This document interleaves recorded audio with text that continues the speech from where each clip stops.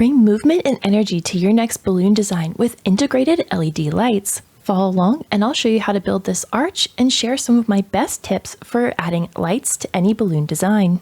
To build the arch, you'll need an electric balloon inflator as well as 11-inch white balloons. I'm going to inflate these 2 at a time, anywhere between 6 and 9 inches in diameter. Then I'm going to slowly let some air out and press them against the table or my torso to make them nice and round. Tie the 2 balloons into a pair by wrapping the nozzles around twice and tying them in a knot. Repeat this step to make a second pair, and then we're going to join those 2 pairs together to make a quad. Overlap the pairs so that the nozzles touch in the center, and then twist 1 balloon from each of those pairs around each other, locking it into a quad.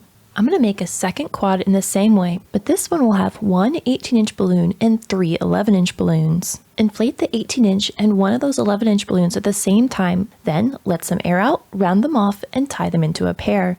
Make another pair from 2 11-inch balloons and join these 2 pairs together into a quad. To make a nice full organic arch, I'm going to make enough quads so that I have 2 quads per 1 foot of arch stand pole length. The arch stand I'm using today is a 9 by 9 foot arch split into 3 pieces. The total length is 20 feet of pole, but I've split that up between 2 6-foot lengths and 1 8-foot length. If you'd like to use the exact same arch, I have a set of plans so you can build your own linked in the description box below. All these steps will work if you want to use a store-bought stand like an arrow pole system.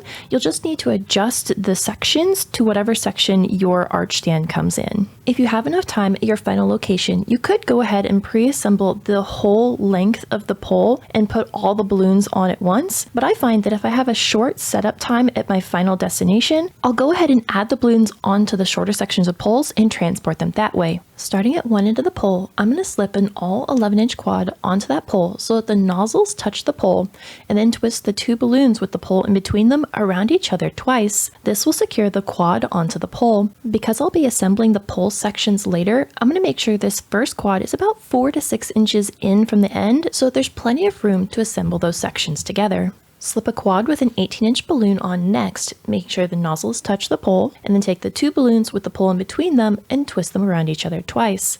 Then you're going to take this quad and press it against the nozzles of the quad before it so that they're nice and snug, making sure 1 balloon of this quad sits between 2 balloons of the quad next to it. I'm going to repeat these steps following the pattern of adding 2 all 11-inch quads and then adding an 18-inch quad. When I secure those 18-inch quads onto the pole, I want to make sure I'm moving around where that large balloon sits on it so that all of my large balloons aren't clustered all on one side of the arch. Once the pole is covered in these larger balloons, it's time to add in a little extra texture with some 5-inch balloon mini clusters. Each cluster is made up of 8 5-inch white balloons, and you can inflate these with either a hand pump or I'm going to be using an electric timer pump to speed up this process. My timer pump is set to 1 second, so each balloon is 4 inches in diameter. Once I inflate 2 balloons, I'm going to tie them into a pair by wrapping the nozzles around twice and tying them in a knot. Make a second pair in the exact same way and then join these together into a quad. Repeat this process to make a second quad, and then we're going to join them into the mini cluster. Take an empty white 260 balloon and cut it in half. You're going to use 1/2 of this to make each cluster. Take one end of that 260 and attach it to the nozzles of one of those quads. You can either tie it in a knot to one of those nozzles, or you can pinch that 260 against the nozzles and wrap it back and forth in a figure 8 around 2 of those balloons, and that will also secure it in place. Now you're going to tie the other end of that 260 to the second quad in the exact same way, and that will create our mini cluster. I repeated this process so I have 1 mini cluster per foot of arch pole.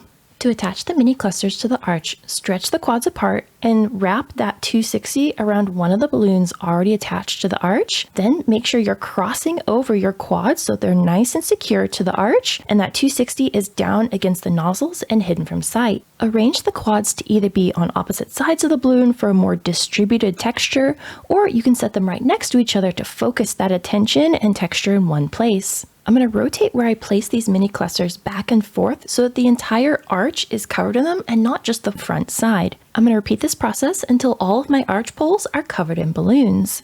Now, once I get to the event venue, I'm going to assemble my arch poles by sticking them together and then securing those joints with a little bit of white gaff tape. I'm going to wrap that tape around the joint, making sure the start of the tape is attached to one pole. I wrap over the joint and the end of the tape is attached to the other pole. That way, these won't come apart once I stand the arch upright. Next, I'm going to fill in this gap with 2 white all 11-inch quads. The first one should go on the pole pretty easily, but the second one's going to be a really snug fit. So for the second one, I actually chose a quad that had some smaller size balloons, more on the 6 to 7-inch size, so I could more easily get it wedged in there.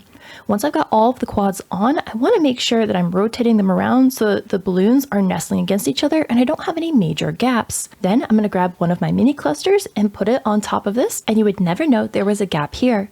I'm going to do the exact same thing on all of my joints, and then I'm going to attach the balloon arch to the bases. Slip the base in, and then I'm going to secure this in place with more white gaff tape and cover the gap between the balloons and the top of the base. I don't want any pole showing here, so I'm going to use 2 or 3 more quads to fill in this gap on both ends of my arch. And now we can get to the exciting part of adding energy to our balloons. I'm using the Govee outdoor rated LED light strings. These are smart lights, so we can customize not only the colors used, but the patterns that those colors appear, which is perfect for customizing your special event. If you'd like to have the exact lights that I'm using, I've linked them in the description box below so you can have them for your event as well. Tuck the end of your LED light strip between the balloons of that first quad so that they touch the pole, making sure the lights are pointing away from the pole. Secure the lights in place by taking the nozzles of that first quad and wrapping them over the top of the light strip and tying them in a knot. Nestle the balloons back together so that you can't see the light strip. Then take the strip and weave it back and forth between the balloons, always keeping the light strip against the nozzles. We don't actually want to see the individual lights. We want them tucked deep enough into the balloons so that the balloons act as diffusion and we get that beautiful glow versus the intense individual lights. As you weave the lights between the balloons, it's important that the lights are always pointing out towards the balloons and not in against the pole. So frequently check the alignment of the lights as you go, because if they point inwards, you're going to have a dark spot in your arch. I also want to make sure I'm weaving around lots of balloons before moving down the length. I want the lights to be really dense.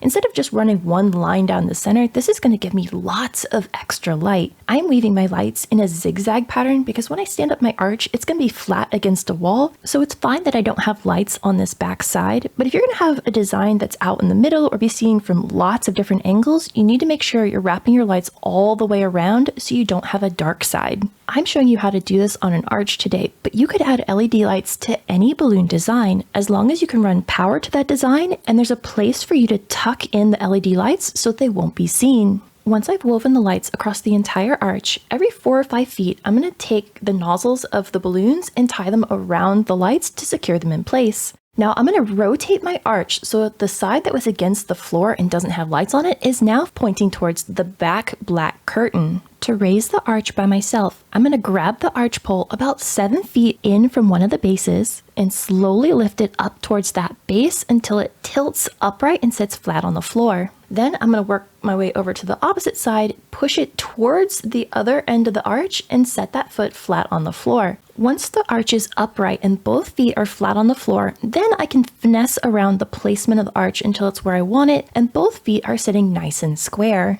At the end of my arch, I have a couple feet of extra light poking out the end. Now, if I just leave this out, it'll continue to glow and ruin the gorgeous look of this arch. So I'm going to take some black gaff tape and cover the remaining section of lights all the way around with tape. You could always cut the lights at certain segments, but then my lights are shorter and they'll be shorter for the next time I want to use them. You also can't just wrap the lights uncovered around the base of the balloons, tucking them away, because once we start programming the lights, it'll look really weird in this one corner. So I have to cover them and remove that light. Because I've got the black curtain behind me, I'm just going to cover enough of the lights to get it to that curtain and tuck the rest of it away out of sight. This is what the arch looks like with the lights on, but in a dimly lit space, that's when the arch truly comes to life. Now your event space doesn't have to be pitch dark. You can totally have dimmed light or outside in the evening hours, but this is not going to work out in the bright sunlight. You'll just look like you have a white balloon garland. Using the Govee app, you can change not only the pattern the lights are in, but the colors as well.